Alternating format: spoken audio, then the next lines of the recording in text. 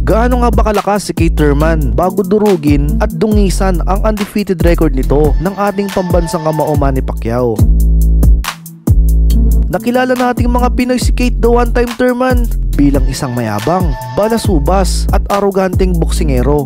Dahil ito sa mga masasakit na salita at tagos sa butong pantatrash talk nito kay pambansang kamao Manny Pacquiao noong bago pa lamang sila maglaban noong 2019.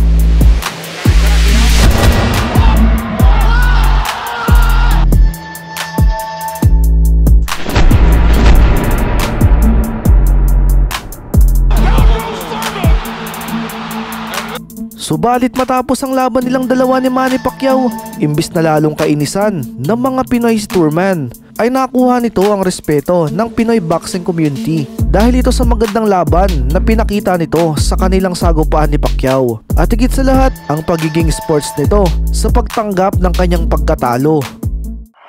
Tara at ating silipin ang karera ng isa sa pinakamalakas na boksidor sa welterweight division bago pa lamang dungisan ni Manny Pacquiao ang record nito. Undefeated WBA welterweight champion of the world, introducing Keith One-Time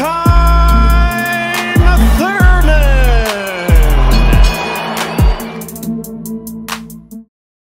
Sinilang sa Florida, USA noong November 23, 1998 sa edad na 9 na taong gulang. Nagumpisa itong lumaban sa amateur fight sa pangangalaga ni Benjamin Getty na dating trainer din ni Sugar Ray Leonard.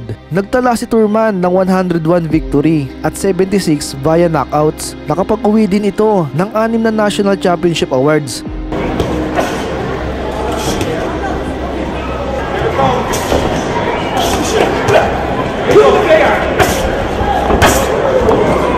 Sa edad na 18 ay tinahak agad nito ang mundo ng pro boxing at sa mga unang laban nito ay nagtala agad ito ng 10 magkakasunod na knockout victories. Matapos ang matagumpay na laban ni Thurman sa mga minor title bout ay nabigyan ito ng pagkakataon para sa kauna-unahang world title fight noong January 14, 2015 kontra kay former world champion Robert Guerrero. Si Robert Guerrero ay may record na 32 win, 18 via knockouts, 2 lost at 1 draw. Samantalang si Thurman naman ay may record na 24 win, 22 via knockouts at 0 lost. Ngunit bago ang laban na ito ay matapang na hinamon muna ni Thurman ang kapwa nito undefeated na si Manny Floyd Mayweather. Floyd is supposed to be TBE. I want to fight the best. I want to fight the man. You know, it ain't like Floyd's gonna knock me out. When has Floyd knocked anybody out in the past several years? Huh? So if anybody should be scared, it should be him. I'm looking forward to destroying Mr. Floyd Money Mayweather. Subalit walang response na nangyari sa kampo ni Mayweather at makalipas ang 3 buwan ay tuluyang naikasa ang laban nito kontra kay Guerrero.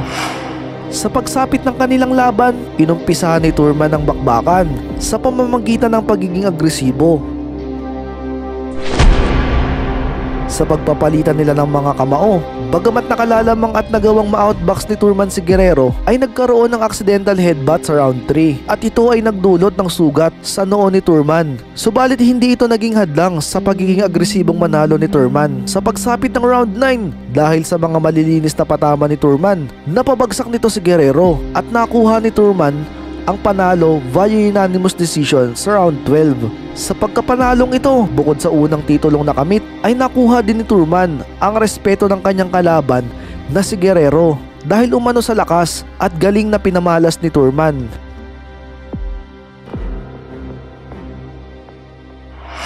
March 12, 2016, nakatakdang depensahan ni Thurman ang kanyang title kontra sa isa ring malakas na American fighter na si Sean Porter na noon ay mayroon lamang nag-iisang talo na nakuha nito kay Kell Brook. Ngunit bago ang laban, si Thurman ay na-involve sa isang car accident kung saan nagdulot ito sa kanya ng isang injury. Iminungkahi ng kabilang kampo na wag na lamang ituloy ang laban sapagkat baka mapahamak lamang si Thurman. Dagdag pa rito, hindi basta-bastang boksidor si Porter at baka mabugbog lamang ito ng malala. Ngunit pagdepensa naman ng kampo ni Thurman na isang minor injury lamang ito at hindi ito makakaapekto sa performance ni Thurman. Kaya naman, sa halip na i-cancel ang kanilang laban, ay napilitan na lamang ang kampo ni Thurman na i-atras ang fight schedule. June 25, 2016, bit-bit lamang ang isang talo. Nakipagsabayan si Porter ng kamao sa kamao kontra kay Thurman. Bagamat dikit ang naging takbo ng kanilang sagupaan, ito ay umabot sa sukdulang 12 round. At dito ay pumabor kay Thurman ang desisyon ng mga hurado. 6 na buwan ang nakalipas matapos ang mismong laban ni Danny Garcia kontra kay Samuel Vargas, ay matapang na hinamon ni Garcia si Thurman, na kung saan umakyat pa mismo ng ring si Thurman upang paunlakan ang imbitasyong ito. Y'all wanna see me whip this guy's ass? Make some noise!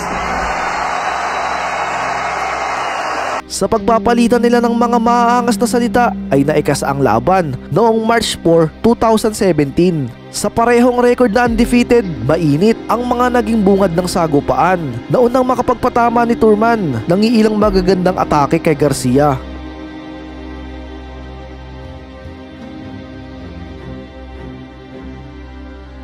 Pagsapit naman ng middle rounds, dahil sa bahagyang size advantage ni Garcia, ay nagawa nitong mabawi ang momentum ng laban. Gayunpaman, alam ni Thurman na siya ang nakalalamang sa mga puntos. Kaya naman, nagdahan-dahan na lamang ito pagsapit ng mga huling round. At dito, nakuha ni Thurman ang panalo pagsapit ng round 12 via split decision, na kung saan tinanghali ito bilang isang unified welterweight champion. Matapos nito ay halos 2 taon hindi nakatungtong ng lona si Thurman dahil sumailalim ito sa isang surgery sa kanyang kanang siko. Napilitan din itong bakantihin ang kanyang mga titulo at nangako sa kanyang mga taga-suporta na muli niya itong babawiin sa kanyang pagbabalik. January 26, 2019, sa muling pagbabalik ni Thurman, ay natupad dito ang kanyang pangako sa kanyang mga fans na babawiin nito agad ang kanyang binakanting titulo, ang WBA Super World Welterweight title, na nasa pangangalaga noon ni Joselito Lopez, na kung saan pinabagsak ito ni Thurman sa round 2. Protected well by Lopez from Thurman.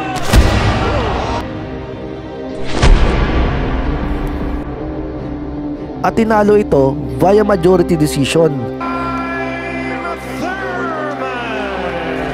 Matapos ang comeback win na ito ni Thurman, upang mas makilala pa sa buong mundo, ay hayagan nitong hinamon sa publiko ang ating pambansang kamao Manny Pacquiao, na nooy may edad na 40 years old.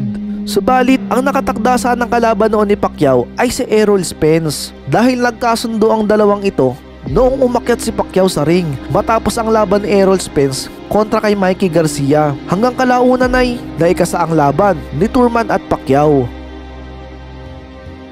Naging matagumpay ang pagmamarket ng sagupaan dahil ito sa mga maanghang at mabibigat na salita na binitiwan ni Thurman bago ang laban. Dahil sa undefeated record ni Thurman, siya ang tinanghal na betting favorite na kalaunan ay nalipat kay Pacquiao. Sa pagsapit ng mismong laban ay ginulat ni Pacquiao hindi lamang ang mga boxing fans, kundi pati na rin ang ilang mga sikat na boxing analyst. Ganon din ang kapwa nito mga boxer. Nangibabaw ang bilis at diksi ng 40 years old na si Pacquiao kontra sa mas bata at nasa kalakasan pang prime na si Thurman.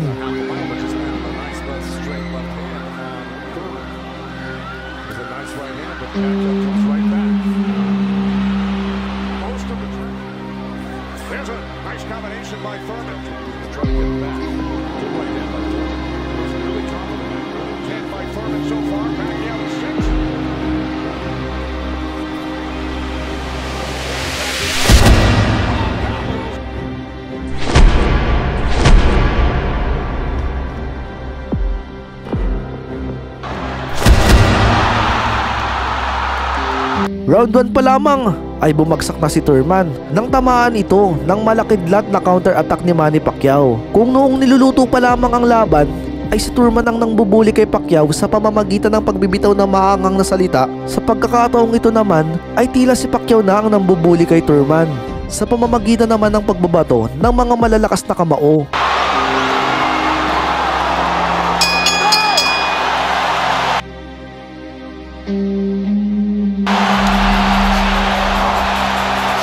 Ngunit dito mo kabibiliban ang puso ni Thurman sa pakikipaglaban nang manatili itong kalmado sa kabila ng pambubuli sa kanya ni Manny Pacquiao sa ibabaw ng lona, at nagawang makuha ni Thurman ang round 6 hanggang round 9.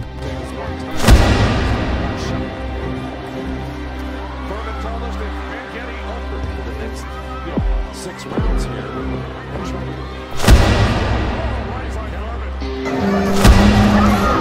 Nice combination by Thurman with a right hook. The right hand and a good hook. Ngunit sa pagsapit ng round 10, isang liver punch ang naikonekta ni Pacquiao na nagdulot kay Thurman ng bahagyang hirap sa paghinga. Dahilan upang alisin nito ang mouthpiece nito. Where he goes, he's always flicking out his right hand.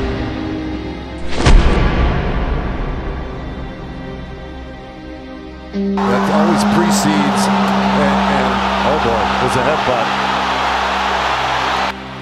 Either that or a punch, but it may have been a headbutt on this one.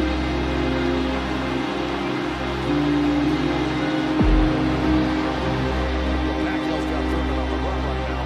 Oh, caught him with a right.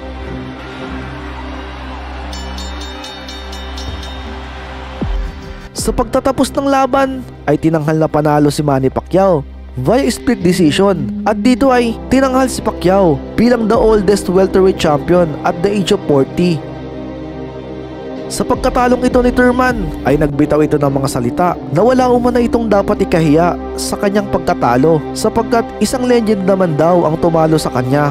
Kaya naman dito ay nakuha ni Thurman ang respeto ng mga Filipino boxing community. Matapos nito ay halos 3 taon na hindi umakyat ng lona si Thurman. Inakala ng marami na dinibdib ni Thurman ang kanyang pagkatalo kay Manny Pacquiao dahil umano sa kahihiyan sa sandamukal na trash talk na pinagsasabi nito kay Pacquiao. Ngunit sa isang podcast interview kay Thurman noong 2022 ay sinabi nito na nag-focus ito sa kanyang pamilya, sa pag-iingat sa COVID at sa pag-aalaga sa kanyang buntis na asawa. Sa madaling salita, naging family man si Thurman. I just been hanging out, man. My wife had a pregnancy during COVID. Now we raising this beautiful young girl. But trust me when I tell you, I'm a fighter through and through. You know, I'm a warrior. I chose this path. Nobody chose this path for me. At noong February 5, 2022, sa kanyang pagbabalik, ay tinalo naman nito si Mario Barrios via unanimous decision. Ang kasunod naman na laban ni Thurman ay naka-schedule ng March 30, 2024 kontra sa isang undefeated Australian fighter na si Tim Tissue. Bagamat kontrabida ang unang naging impresyon nating mga Pinoy kay Thurman, ay masasabi ko na isa lamang ito sa kanyang mga estilo sa pagmamarket ng kanyang mga laban. Katulad ng ginagawa ni Mayweather.